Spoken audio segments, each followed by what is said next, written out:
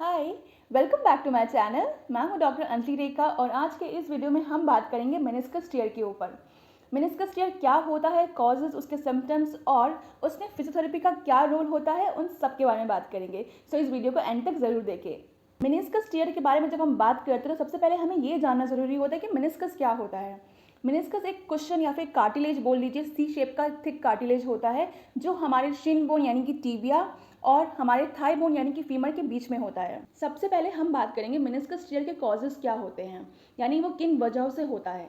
Number 1, acute conditions में, यानी कि वो कंडीशन जो अभी रिसेंटली हुए हैं। जैसे कि हम बास्केटबॉल खेलते हैं, फुटबॉल खेलते हैं, तो एकदम भागते भागते हम कभी कभी स्लिप कर जाते हैं, तो जिसकी वजह से एकदम नी बेंड हो जाता है, तो उसके वजह से भी अक्यूट मेनिस्कस टीयर होता है।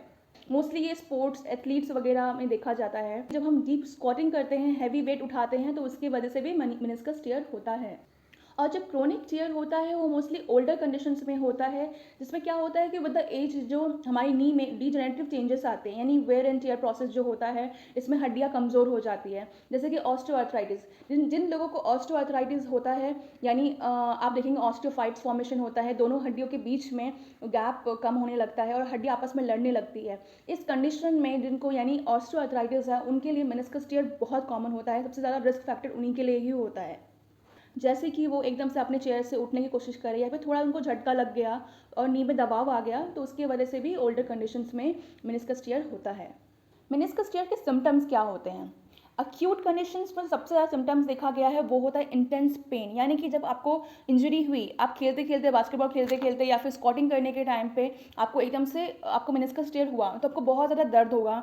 आपके नी जॉइंट के आसपास स्वेलिंग हो जाएगी, सूजन आएगी और बहुत ज़्यादा इन्फ्लेमेशन हो जाएगा। आपके जॉइंट लॉक हो जाएंगे और जब भी आप अपने नी को खोलने की कोशिश करेंगे तो एक क्लिकिंग पॉपिंग साउंड भी आपको आएगा। और जो क्रोनिक टीयर होते हैं उसमें पेन हो भी सकता है, नहीं भी हो सकता है। यानी कि जो ओल्डर केसेस होते हैं उनमें बहुत लोगों को पेन नहीं भी होता है, लेकिन जो मैकेनिकल जो सिम्टम्स होते हैं, जैसे कि क्लिकिंग साउंड, पॉपिंग साउंड, वो कंटिन्यूस उनकी नी में रहता है, या फिर वो एकदम से उठने की कोशिश करते हैं तभी भी वो क्लिकिंग पॉपिंग साउंड आता है। अब हम बात करते हैं डायग्नोसिस की। डायग्नोसिस के लिए सबसे पहले क्लिनिकल सिम्टम्स देखे जाते हैं पेशेंट के, यानी कि जब पेशेंट हमारे पास आता है तो सबसे पहले हमने जो जो चीज़ें उन पे नोटिस किया, यानी कि उनके चलने का तरीका, उनसे चला नहीं जाएगा, बिल्कुल ही बहुत ज़्यादा दर्द होता है। और जब उनको हम एग्जामिन करेंगे तो उनके देखेंगे उनकी नी के सराउंडिंग में बहुत ज़्यादा स्वेलिंग है, पेन हो रहा है, इन्फ्लेमेशन बहुत ज़्यादा बढ़ गया है। और एक टेस्ट करते हैं जिसको हम कहते हैं मैकमेरिस टेस्ट, जिसमें थेरेपिस्ट या डॉक्टर क्या करते हैं, नी को पूरा फ्लेक्स करते हैं और उसके बाद इंटरनली एंड एक्सटर्नली रोटेट करते हैं। जो मेनिस्कस टीयर नी के अंदर की तरफ होता है उसको हम कहते हैं मीडियल मेनिस्कस टीयर, और जो बाहर की तरफ होता है उसको हम कहते हैं लेटरल मेनिस्कस टीयर। बहुत केसेस में एक्सरेज भी किया जाता है, बट मेनिस्कस टीयर में एक्सरे कोई काम का नहीं होता है। उससे आप ओल्डर यानी क्रोनिक कंडीशन में जो डीजेनरेटिव चेंजेस होते हैं नी के आसपास, वही पता लगा सकते हैं। बट अगर आप एमआरआई कराएंगे तो सबसे परफेक्ट रहता है वो, क्योंकि उसमें कितना ज़्यादा और लोकेशन सारी चीज़ें पता चल जाती है मेनिस्कस टीयर की। मेनिस्कस टीयर को कितना टाइम लगता है ठीक होने में? मोस्टली 4 to 8 वीक्स में रिकवरी हो जाती है, बट डिपेंड करता है कि कितनी सिवेरिटी है और कितने लंबे टाइम से हो रहा है। अब जब बहुत सारे लोग जो क्वेश्चन पूछते हैं कि क्या मेनिस्कस खुद से ठीक हो जाता है, तो मैं आपको बताती हूँ। बहुत सारे लोग अपना कोई ट्रीटमेंट नहीं कराते हैं, अब घर पे ही रहते हैं और खुद ही अपने से ही कुछ ना कुछ इलाज करते रहते हैं। सो सबसे पहली बात, अगर आपने कोई ट्रीटमेंट नहीं कराया तो मेनिस्कस टीयर इतनी जल्दी, इतनी आसानी से ठीक नहीं होता है। आपको कॉम्बिनेशन थेरेपी की ज़रूरत पड़ती ही है, उसके बारे में आपको मैं आगे बताऊंगी। बट कभी भी आपको मेनिस्कस टीयर होता है तो आप घर पे बैठ के अपना खुद इलाज करने मत बैठ जाइए। बहुत सारे केसेस में इतने लंबे टाइम तक आराम करने के बाद फिर जब वो थेरेपी के लिए आते हैं तो क्रोनिक कंडीशन हो जाती है, लंबे टाइम से हो जाता है, रिकवरी प्रोसेस बहुत लंबी हो जाती है। ट्रीटमेंट प्लान के बारे में बात करते हैं हम। जब हम ट्रीटमेंट का पार्ट आता है तो सबसे पहला, जब आपको कोई इंजरी हुई तो सबसे पहले आपको राइस थेरेपी करनी होती है, जिसमें आपको रेस्ट करना है, आइसिंग करनी है, थोड़े मेडिकेशंस भी आपको लेने पड़ सकते हैं बिकॉज पेन बहुत ज़्यादा होता है, तो वो कर सकते हैं। सीवियर कंडीशन में सर्जरी लगती है। और नंबर 3, सबसे ज़्यादा इंपॉर्टेंट जो मेनिस्कस टीयर में होता है, सर्जरी के पहले भी या अगर सर्जरी नहीं हुई तो भी, वो है फिजियोथेरेपी। बहुत सारे मेनिस्कस टीयर बिना सर्जरी के भी ठीक हो जाते हैं। मोस्टली कंडीशन अगर बहुत ज़्यादा सीवियर ना हो तो आपको सर्जरी तक जाने की ज़रूरत ही नहीं है, अगर आपने प्रॉपर फिजियोथेरेपी ट्रीटमेंट कराया तो। मेरे पास ऐसे बहुत सारे केसेस हैं जिन्होंने जब उनको मेनिस्कस टियर हुआ तो उन्होंने बहुत टाइम लंबे समय तक कोई ट्रीटमेंट नहीं कराया, लेकिन बहुत सारे लोगों ने उनको सर्जरी का भी ऑप्शन दिया, लेकिन उन्होंने सर्जरी भी नहीं कराया। कुछ टाइम उन्होंने वेट किया, 1-2 महीने, उसके बाद उन्होंने फिजियोथेरेपी कराया और आज वो अच्छे से चल पा रहे हैं, कोई दिक्कत भी नहीं है उनको।